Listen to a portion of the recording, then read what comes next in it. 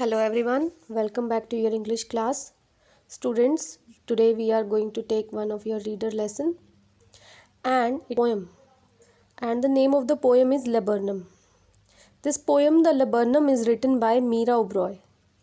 Meera Oberoi writes story and poem for children. This poem is about the laburnum tree that blooms in summer. When bare, it is an ordinary tree and not something that catches one's attention. But when its brilliant golden flowers bloom, they add color to the otherwise dry and hot summer. The flowers are so dazzling that they brightens up the dull stormy days and give pleasure to everyone who passes by. Now students, let us move to paragraph wise explanation of the poem. Just down the road from where I live, a lone laburnum grows. It does not advertise itself, unlike the cawing crows. The poem starts and the poet says, she tells that there is a tree called laburnum which is standing alone and it is standing near her house where she lives. The poet says, as the crows caw to advertise. What is the meaning of advertise here? That means to make us feel their presence. The tree does not do it. It stays quiet. It keeps quiet. It does not advertise itself for showing its presence. But like the cawing crows, you would say there is nothing to this tree. Its height is unremarkable. Its leaves so ordinary. Here the poet says, but as the crows are ordinary, the tree is also ordinary. Its height is normal like any other normal or ordinary tree. So are its leaves. Its leaves are also very ordinary, just like any another tree in this world. But come the summer, golden light is trapped within the tree. In May, crystallized sunbeams burst out for all to see. Here the poet says, as the summer comes, when the golden sunlight passes through the tree, it makes it golden in color. It makes the tree bright and golden in color. And when the May comes, the light in the May, the clean and shining sunlights make it even more bright for anyone who see it. The thundery grey sky casts its gloom on everything in sight, but the little tree is quite untouched. It burns with topaz light.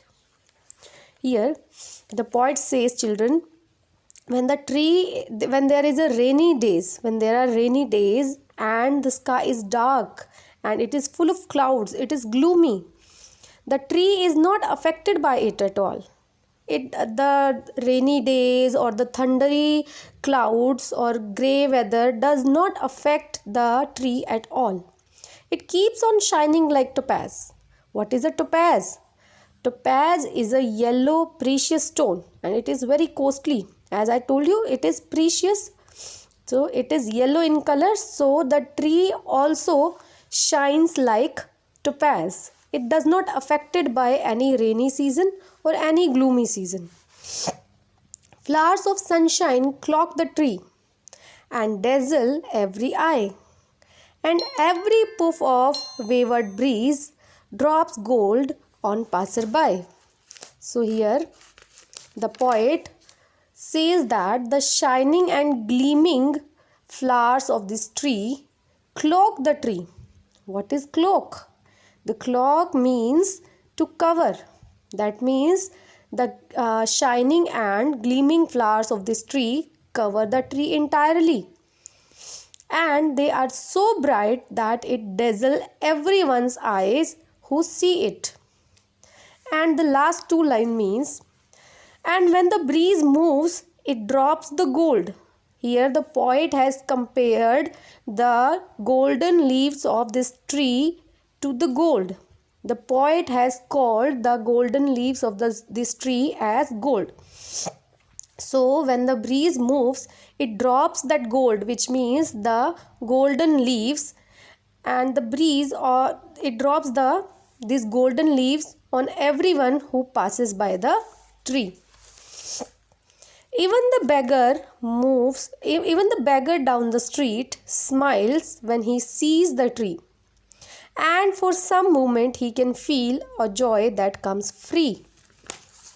So students, it is the last paragraph of the poem. It is the last stanza of the poem, and in the last of the poem the poet wants to say that even the beggar who is roaming here and there in the street becomes happy when he sees the tree shining, and for some time he can feel the happiness which the tree gives him for free of cost. Of course, the happiness is free of cost when he sees this laburnum shining in the summer. So students, this was your poem all about. I hope you have understood it.